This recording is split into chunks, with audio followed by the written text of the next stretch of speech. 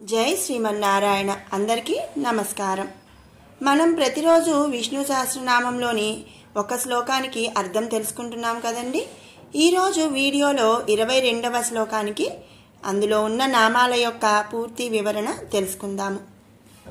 అమృత్యు సర్వదృక్సింహః సంధాతా సంధిమాన్ స్థిరః అజో దుర్మర్షణః శాస్తా విశ్రుతాత్మా సురారిహ.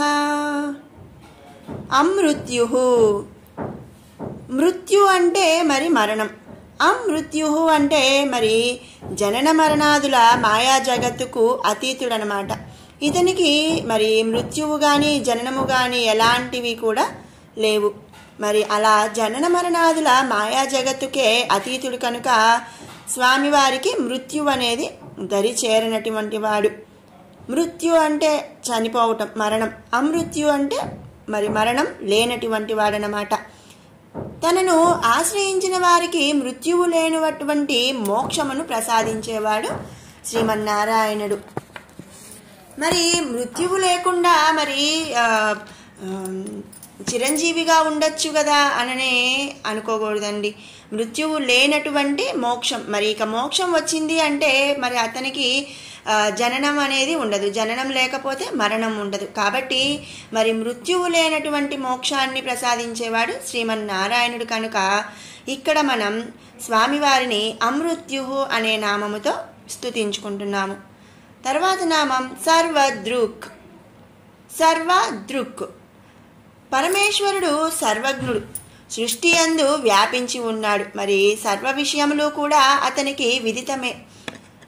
సర్వ అంటే సర్వం అన్నమాట. దృక్ అంటే మరి తెలిసినవాడు, దృష్టి. అతనికి విదితమే కదా. మరి పగలందు సూర్యుడు, రాత్రులందు చంద్రుడు, మరి 3 కాలములందు కాలము అతనికి వేగులు కనుక సర్వకాల సర్వావస్థల యందు కూడా అన్ని విషయములు ఆ భగవంతుని దృష్టికి చేరుతూనే ఉంటాయి.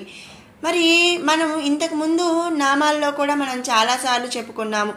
శ్రీమన్నారాయణుడే ఈ సర్వ జగత్తు అందు కూడా అంతర్యామిగా ఉన్నాడు. అందరినీ కూడా మరి జీవరాశులని కానీ, మరి దేవతలను కానీ, సూర్యచంద్రులను కానీ, మరి కాలాన్ని, ప్రతి దానిలో కూడా స్వామి మరి అంతర్యామిగా ఉండి వాటిని నడిపిస్తున్నాడు. అంటే ఏంటండి, మరి పగలు సూర్యుడు ఉంటాడు. మరి సూర్యుడిలో అంతర్యామిగా ఉండేది శ్రీమన్నారాయణుడు. మరి రాత్రి చంద్రుడు, చంద్రుడిలో ఉండేది కూడా శ్రీమన్నారాయణుడు. కాబట్టి ఇక్కడ ఏ సమయంలో అయినా సరే సర్వావస్థలందు కూడా అన్ని విషయాలు ఆ భగవంతుని దృష్టికి అనేది చేరుతూనే ఉంటాయి. మరి అన్ని విషయాలు ఆయన దృష్టికి ఏ సమయంలో అయినా కూడా మరి ఆయన చూడగలుగుతున్నాడు. అంటే ఏంటి, సర్వం చూస్తాడు. కాబట్టి మనం శ్రీమన్నారాయణుడిని ఇక్కడ సర్వదృక్ అనే నామముతో స్తుతించుకుంటున్నాము. తర్వాత నామం సింహ.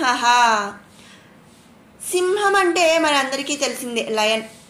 మరి భక్త ప్రహ్లాదుని రక్షించి హిరణ్యకశిపుడిని సంహరించడానికి స్వామివారు ధరించిన అవతారం నరసింహ అవతారం. పరమాత్ముడు సకల రూపములను ధరించగలడు అన్నది ఈ అవతార పరమార్థం అన్నమాట. మరి మనిషి రూపం కానీ, ఒక జంతువు రూపం కానీ, ఏ రూపమైనా సరే ధరించగలిగిన వాడు. సింహము మృగములనందు ధైర్య పరాక్రములు, వేగము, బలము కలిగినటువంటిది. మరి అడవికి రాజు సింహం అని చెప్పి మనం చెప్పుకుంటూ ఉంటాం కదండి. ఈ విషయం మనందరికీ తెలిసిందే. అడవి రాజు అనగానే మనం లయన్, సింహం అని చెప్పి చెప్పుకుంటాము. అంటే ఏంటండి, మరి రాజుగా ఎప్పుడు ఉండగలుగుతారు? మిగిలిన వాళ్ళందరికన్నా కూడా ఎక్కువ ధైర్యము, వేగం, బలం ఇవన్నీ ఉండి మరి అందరినీ కంట్రోల్ చేయగలిగేలా, రూల్ చేయగలిగేలా ఉన్నప్పుడే మరి వాళ్ళు రాజు అని చెప్పుకుంటాం.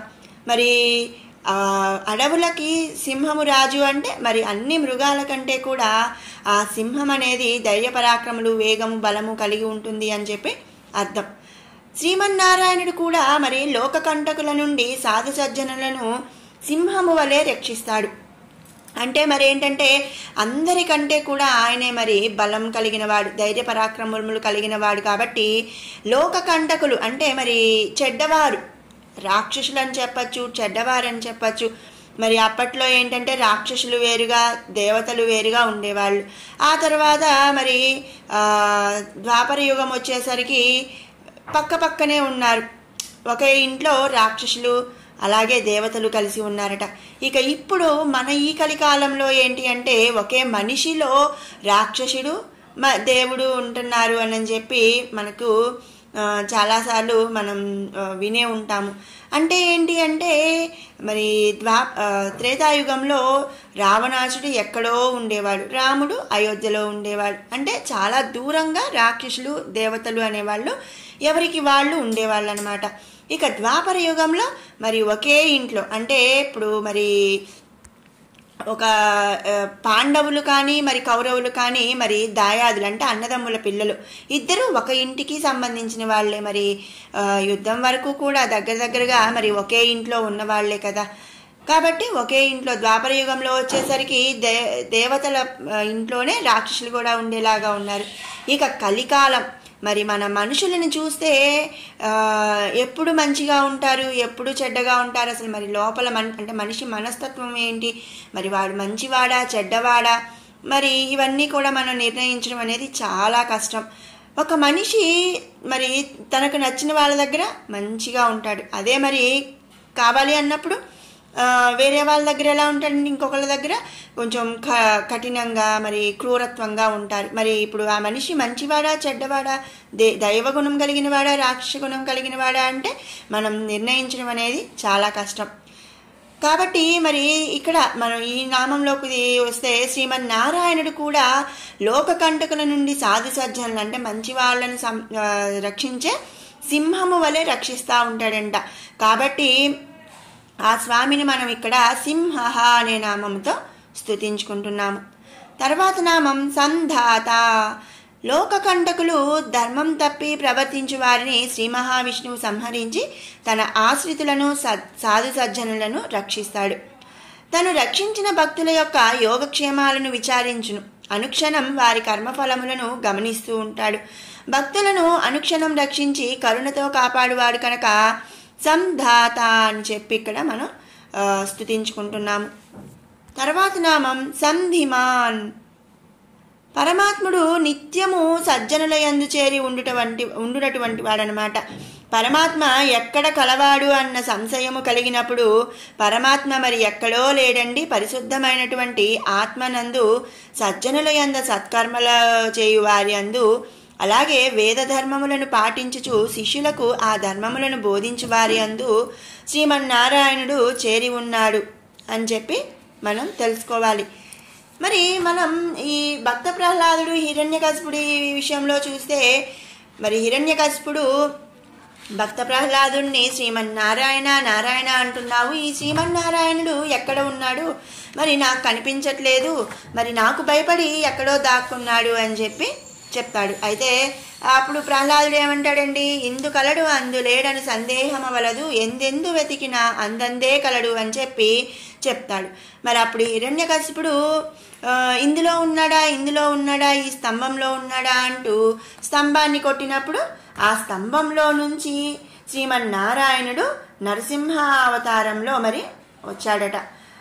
మరి ఆ కథనం ప్రకారం ఏంటండి, మరి శ్రీమన్నారాయణుడు ఎక్కడైనా ఉంటాడు. మరి ఎక్కడెక్కడ ఉంటాడు, మరి పరిశుద్ధమైనటువంటి ఆత్మనందు సజ్జనుల యందు సత్కర్మలు చేయు వారి అందు మరి వేద ధర్మములు పాటించుచు శిష్యులకు ధర్మములను బోధించు వారి అందు శ్రీమన్నారాయణుడు చేరి ఉంటాడట. కాబట్టి ఆ స్వామిని మనం ఇక్కడ సంధిమాన్ అనే నామంతో స్తుతించుకుంటున్నాం. తర్వాత నామం స్థిరః. స్థిరము అంటే ఏంటండి, మరి అక్కడే స్టాండర్డ్గా ఉండిపోవటం అనమాట. అక్కడి నుంచి ఇంకా దాన్ని కదిలించలేం. పరమాత్మ స్వరూపములకు ఏ కాలమందు ఏ స్థితినందు ఏ గుణమునందు తత్వములనందు కూడా భేదము గాని చలనము గాని లేదు. అతడు ఎల్లప్పుడూ స్థిరమైన ఉంటాడనమాట. అంటే ఏంటి అంటే మనం ఈ రోజుల్లో చూసామనుకోండి, మనిషిని బట్టి మన మాట అనేది మారిపోతూ ఉంటుంది. అలాగే కాలాన్ని బట్టి మన మాట తీరనేది మారిపోతూ ఉంటుంది.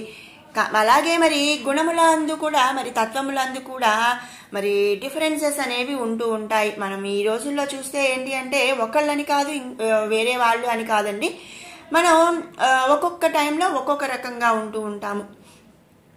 సో మన మనుషుల్లో అలాంటి భేదాలు అనేవి వస్తూ ఉంటాయి. అంటే మనిషిని బట్టి మనం మాట్లాడటము, లేదు మరి టయాన్ని బట్టి మరి మనం మాట్లాడటం, అదేదో సామెత చెప్తూ ఉంటాం, అందితే జుట్టు అందకపోతే కాళ్ళు అని చెప్తూ ఉంటాము. ఇంకా ఏంటి మరి ఇష్టమైన వాడు ఇంట్లో ఏదో చేసినా బాగానే ఉంటుంది, ఇష్టం లేనివాడు బయట ఏదో చేసినా కూడా నచ్చదు అని. ఇవి ఏంటంటే మన మనిషి గుణాలన్నమాట.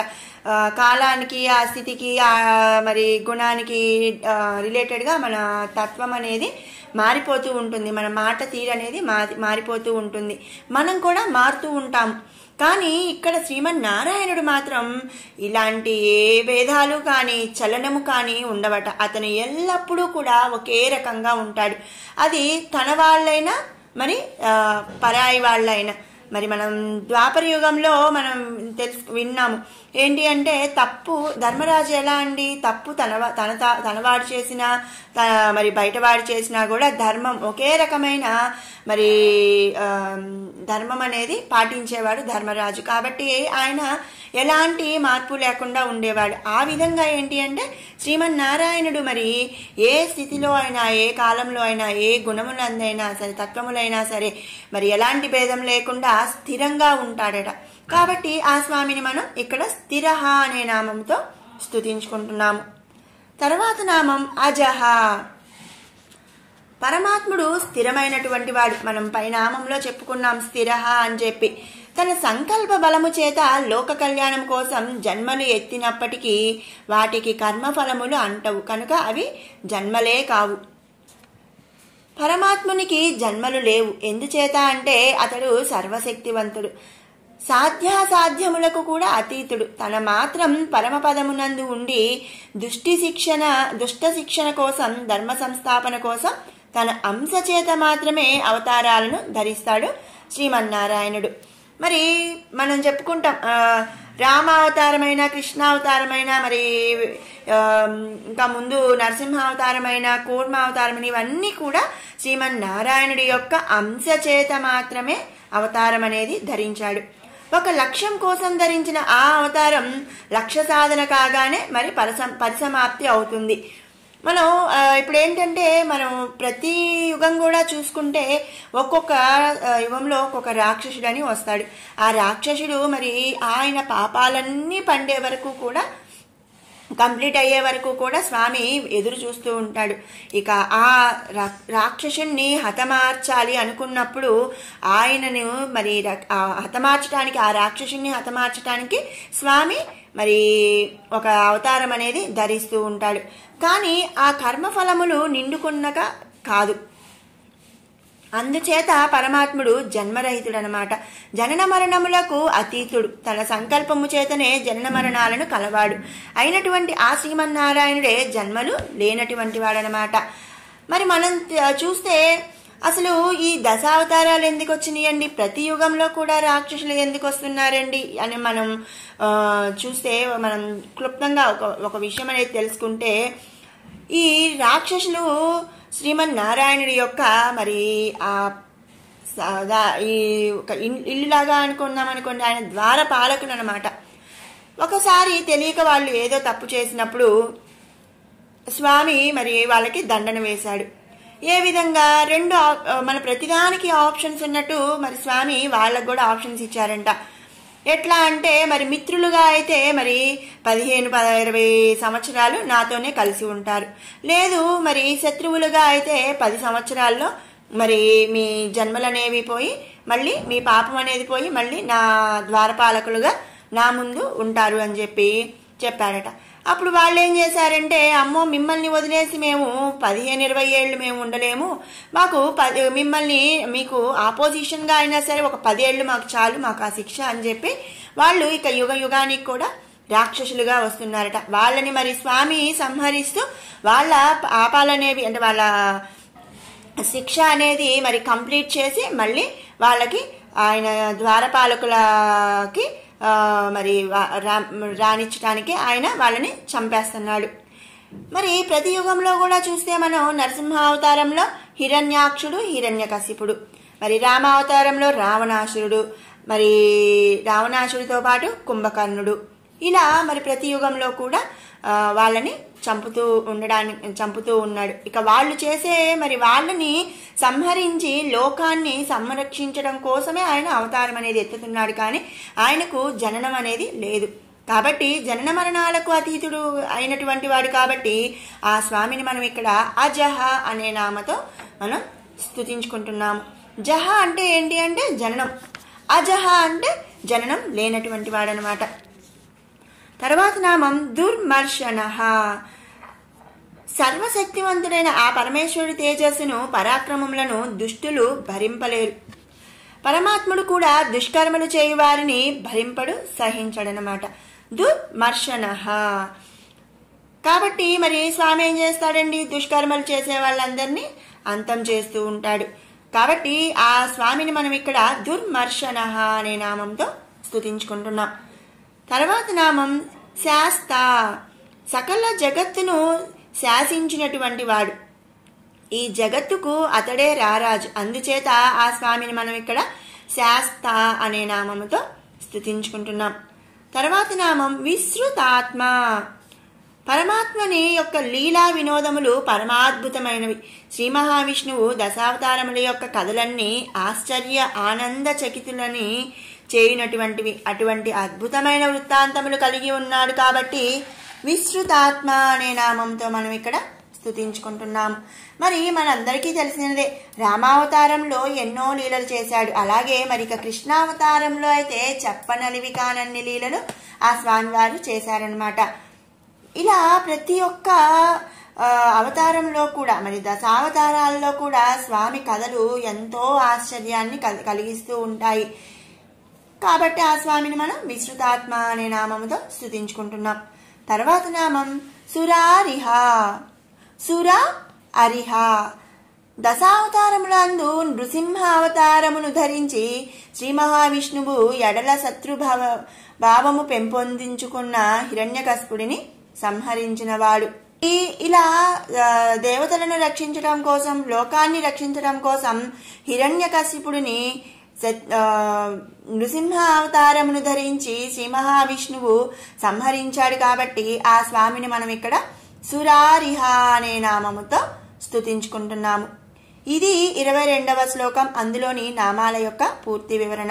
ఇప్పుడు 21 నుంచి 30వ శ్లోకం కూడా ఒక్కసారి పారాయణ చేసుకుందాం.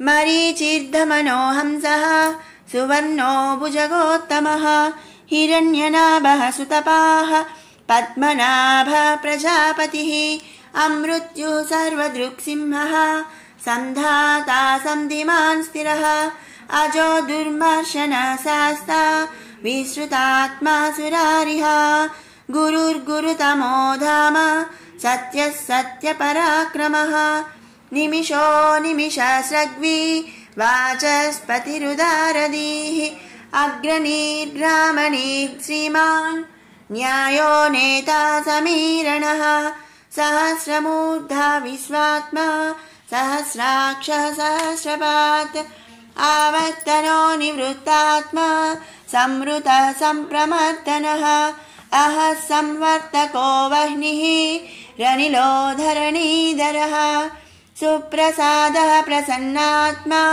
విశ్వసృగ్విశ్వభుక్ విభుః సత్కర్తా సత్కృతః సాధుర్ జహ్నుర్నారాయణో నరః అసంఖ్యేయో ప్రమేయాత్మా విశిష్ట శిష్టకృచ్యుచిః సిద్ధార్థః సిద్ధ సంకల్పః సిద్ధిదః సిద్ధి సాధనః వృషాహి వృషభో విష్ణుర్ వృషపర్వా వృషోదరః వర్ధనో వర్ధమానశ్చ వివిక్త శృతిసాగరః సుభుజో దుర్ధరో వాగ్మీ మహేంద్రో వసుదో వసుః నైకరూపో బృహద్రూపః సిపివిష్టః ప్రకాశనః ఓజస్తేజోద్యుతిధరః ప్రకాశాత్మా ప్రతాపనః బుద్ధః స్పష్టాక్షరో మంత్రశ్చంద్రాంశూర్భా